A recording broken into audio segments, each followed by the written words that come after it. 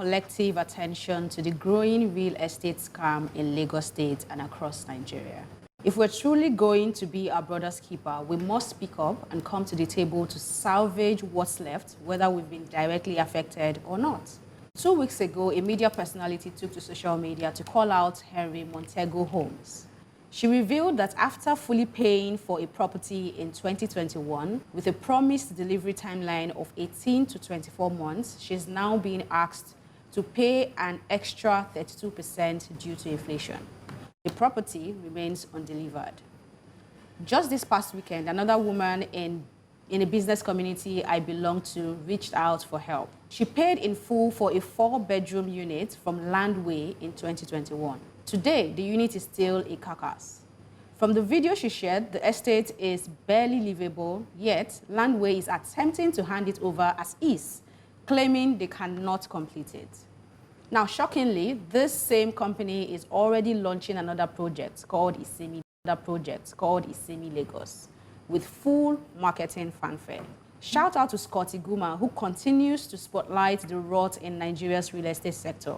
He recently called out P1 Group for refusing to allocate land purchased in 2014 to a man who has since passed away. Instead of resolving the issue, the company reportedly chased and locked the deceased family out of their office. Let's even talk building standards. We've seen videos from periwinkle condos, elevators flooded like waterfalls, ceilings collapsing. Now, personally, I feel safer in older buildings than these shiny, crumbling promises. From regulators to developers and agents, the entire value chain is complicit. What's being sold is the dream of home ownership. What's delivered is heartbreak, financial loss, and glorified Ponzi schemes. And it keeps happening because we stay silent. Someone called our silence widespread learned helplessness. Now, dear EFCC, SEC, Lagos State Physical Planning and Lagos State Permit Authority Building Control Agency, there's also REDAN, Real Estate Developers Association of Nigeria, Lagos State Government, FCT, and the federal government. Please rise up. We are in a crisis. Real estate in Nigeria is not just unaffordable, it is unsafe. It is a scam, and it must end. My God, I'm in shock. I heard Isemi Lagos. I've been there. Okay. Oh, wow. Wow. That was a very, very shocking introduction. The video clip you just saw, honestly, I don't know if you listened to that intro from that lady. That was a very, very shocking introduction, a very, very shocking statistics. It is a shame when we look back at the real estate when it first started a couple of years ago. You understand? Seeing those beautiful contemporary buildings springing up across the landscape of Nigeria, especially Lagos State. It was such an all to behold. It was such an awesome development for Nigeria. Seeing those structures, those marvelous structures, fantastic aesthetic buildings springing up across the landscape of Nigeria, you would understand. Well, that was, I thought, was a breath of fresh air, that we are beginning to copy the likes of the United States of America. We are beginning to copy the likes of Canada. We are beginning to copy the likes of United Kingdom, especially those buildings you see in very contemporary areas across these countries I just talked about. But unfortunately, like everything in Nigeria, it starts very well, then it ends very, very badly. Well, how did it go? How did it go wrong? Why did it go wrong? It's a shame that the real estate business in Nigeria was meant to be one of the fastest growing industry in Nigeria, in what was thought to be Africa's most populous black nation. Of course, the world's most populous black nation, point of correction. We all were so looking forward to this development, which was meant to be bringing the glory that we deserve as a nation to our country. Seeing investors pouring into Nigeria, coming in to actually buy into these buildings, these awesome structures that you actually see on our landscapes. across Lagos State, across certain areas in Nigeria. But unfortunately, what happened? Like we always do, a lot of people went straight into the business. Those who had no business going into real estate, being property developers, went straight into the business. They saw this as an opportunity to actually scam, defraud innocent Nigerians, especially diasporans, which are the most vulnerable set of people in in all these cases we're looking at right now. It's a shame. It's a shame. You understand that things like this are actually happening in places like Lagos, one of the most economically active states in the country, and yet the government of the state is actually turning a blind eye to these nefarious activities of these criminals that call themselves property developers. That the Corporate Affairs Commission, CAC, is allowing same individuals that have actually defrauded investors to reopen a new business in the name of real estate, trying to carry on from where they stopped.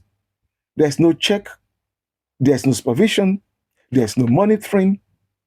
People can just wake up and just like close down the business because they've defrauded people, then start a new business 24 hours later in a new name. This is shocking. This is shocking to say the least. If you're not shocked by that intro, if your trust and confidence was not shocked by that intro, then I don't think anything else is going to shock you. It actually shook me. It certainly shook me. It did. It did. Especially seeing the troubling statistics. It's a troubling statistic. A great number of people are coming out. A great number of people are coming out, talking about their experiences with these property developers. And it's a shame that the Lagos State government is doing nothing about it. The organs of government are doing nothing about it. The EFCC is doing nothing about it. No one seems to do anything about it. Rather, the business is thriving for them. The business is thriving. Lagos State is becoming the epicenter of real estate scam in Nigeria. Lagos State is becoming the petri dish, a fertile petri dish, a fertile ground for real estate scam in the country, because the state has allowed it to carry on. Because there are no checks from anyone, there is no supervision, and they're allowed to run the business the way they want. It's a shame that things like this are happening, and our governments are not doing anything about it. Well, let's carry on watching the video. We'll come back for more analysis of the video. Honestly, it is shocking. It's a damning indictment on the state government and a damning indictment on the federal government of Nigeria. And of course, the Corporate Affairs Commission, who's allowed these scammers to re-register their business with a new name. And again, on EFCC, that's allowed this to continue for so long because nothing seems to be done. No one is being arrested. No one is being jailed. No one is being, it's honestly, the system doesn't really work. Does it function? Does it really work?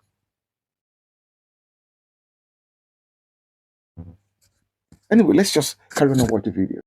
Okay. Kate, you asked her manager. I want to answer Kate. Yes. Because it's a syndicate. Including the officials? They are happy for you to even go and report to the authorities. Really? So that it will start a long process. Really? It's a Ponzi scheme, as I said. I don't let others Wait, speak first. how does that long process benefit them? So Sorry, nobody is going to tell a developer to return your 50 million cash, for example. He will say he does not have it. It's gone. They will now ask you, no, they will ask, so how much do you have to give now? They can say 5 million. Then they will say, how will you pay the rest? They will say 5 million every quarter for the next 5 years. If your money goes into some people's hands in this country, they want you to actually go to law enforcement. That's what they are looking for. So they get a payment plan? Yes. Again, I'd like to state here that, well, from the look of things, the story is yet to find its leg in government circles, and they're yet to actually act or do something really to stop the situation on ground, to stop the scale and scope of scams in the state, in Lagos State in particular. And well, I've been told about other states across the country, but Lagos State seems to be leading the pack. You understand? Well, it is a shame that in things like this, right, the conduct and competence of the government is actually questionable. You understand? Because if we are to question what is happening in this state, where is the government? Where is leadership in all this? Where is leadership from the government in all this? How competent is our government in handling this crisis? You understand? So the conduct and competence of our government is questionable. Again, we should understand the impact this has on foreign investment. People trying to come into the country to actually invest in the country, they actually watch from afar and actually see how this is being done, right? They watch from afar to see how scammers, the government is actually going around trying to make sure there's sanity in the business circle, there is control, there is monitoring in the business circle. If things like this had not been done, obviously foreign investors are going to lose confidence and trust in the system. They're going to lose confidence and trust in the system. It's going to stem the flow of money coming across into the country. Now we're talking about investing in Nigeria, investing in our country, talking about bringing in foreign investors to the country. If things like this are not being checked, if government is turning a blind eye to things like this, how do you expect foreign investors to come into the country? Of course, the situation is scary. The situation is scary. You expect people to be worried about bringing their hard-earned cash into the country. If the government is not going to protect them, if there's no checks in place, if there's nothing in place, insurance in place to actually make sure their investment is being protected, their lives are being protected, then is people are going to question a rationale for coming to Nigeria. So, because we need to look at all this. We need to look at how we as a country are treating diasporans.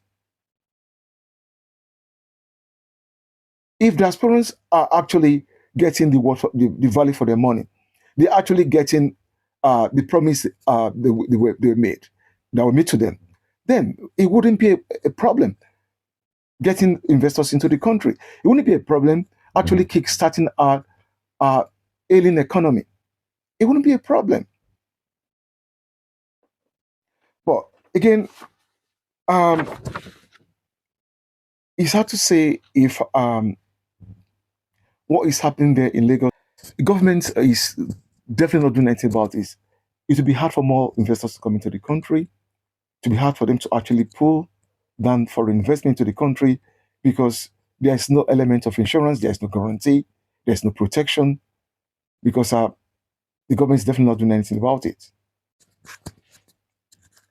Well, ignorance is the most sophisticated threat we face today in Nigeria because um, some Nigerians actually act without thinking. They've actually damaged an industry that was actually meant to be blazing the trail in terms of real estate in Africa. But unfortunately, they've actually damaged that brand. The brand has been completely damaged. The trust has been completely damaged. The confidence and trust in investing in Nigeria's real estate is completely gone. It's completely shattered because of some very shady, dodgy people. You understand? These are people that actually act selfishly without actually thinking of the impact it's going to have on the brand called Nigeria, without actually thinking of the impact it's going to have on we as Nigerian. You understand? It's a shame these tiny, insignificant elements that actually walk on the corridors of real estate across the country are just being selfish in their thinking. They've been selfish in their thinking. They've been very, very selfish in their thinking, which is why government need to act to actually restore confidence in the industry. But unfortunately, the damage has gone too far. It's gone too far. But it's not beyond redemption. It's not beyond redemption. It's still redeemable. People out there want to say there's justice. There's accountability. There's insurance.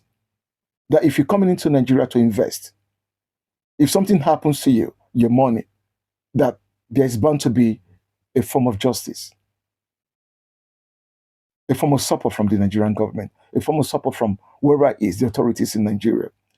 But if this is not happening, this will going to damage the trust in our system. This will come to damage the trust in the brand called Nigeria. This is going to damage the trust in the name Nigeria. You understand? An identity as Nigerians. Because we can't just allow these tiny elements like Chudi Kalu and the rest of them running around and nothing is being done about them. Something serious needs to be done about them. Something seriously needs to be done about them. They should be arrested, prosecuted, or made to face the law. They should be somewhere paying the price for the crimes they committed. They should be. Something needs to be done.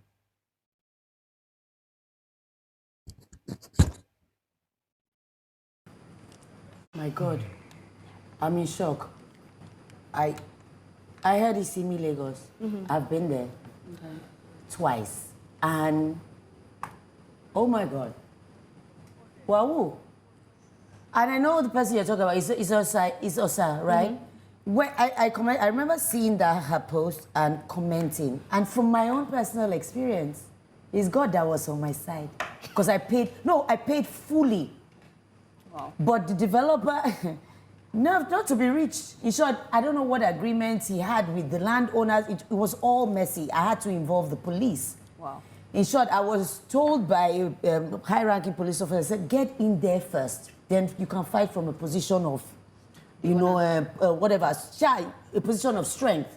So I had to, by force, use my stubborn head and enter that compound. It was messy. And I'm having to start all over again to get my papers. He was supposed to build everything, hand me over my papers, and let me be on my merry way. I'm not owing him 1 naira. But he's no more in the country. Phone is not going through. This is someone I knew for 20 years. Wow. I didn't bother checking. I trusted. So when I saw hers, I'm like, and going to the police station, I was even told that there are some people you pay, you won't even see the developer, you won't see the house. Yep. You won't see anything. That's very common now. So what are the regulatory bodies doing? How is it that these people have license to dupe people, to defraud people, and there are no checks and balances? I have no idea. I think Lagos State needs to do more because at the point of even having to rectify your papers, there should be some sort of, I don't know, checks, regulations. I've been to the Ministry of Lands in Lagos State because I was trying to do the right thing. The people that own the land, they have not even registered. The people who sold to you. So not to me, he did a JV. This developer did a JV with the landowners. So the landowner said, oh, he registered. Can you imagine? So I'm having to say, you know what? Cut me out my own piece because I don't own the land. I'm prepared to pay for my own space of the property. But it is crazy, and that is what I keep hearing. Okay. Kate, you asked her manager. I want to answer Kate. Yes. Because it's a single